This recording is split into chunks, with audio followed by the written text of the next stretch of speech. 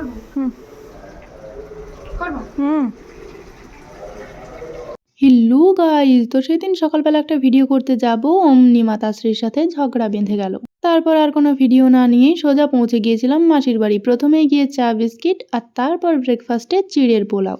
আসলে সেদিন মা মাসির ছিল কলকাতায় ডক্টরের চেক আপ, আর আমরা 3 বোন আর সাথে বুড়ো রানী ছিলাম বাড়িতে। মেশো ব্যাগ ভর্তি সবজি এনে দিলেও আমরা সবজিটাকে এক প্রকার অ্যাভয়েড করেই এইসব খাওয়া দাওয়া করেছি। তারপর লাঞ্চ সেরে তোমাদের জন্যই একটা দুর্গাপূজার মেকআপ ভিডিও শুট করতে বসেছিলাম, সেটা তোমরা দেখতে পাবে মহালয়ার দিন।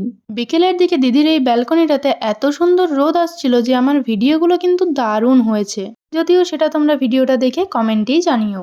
সত্যি কথা বলতে আমি কোনো মেকআপ করতেই পারি না, তোমাদেরকে দেখানোর জন্য জাস্ট প্রোডাক্টগুলো লাগিয়েছি আর ব্লেন্ড করেছি। সেই রকমভাবে বলতে গেলে পুরো মেকআপটাই আমার দিদি করেছে, আর ভিডিও করার পর এত কিছু জিনিসপত্র বাগিয়েও দিয়েছে আমার দিদি।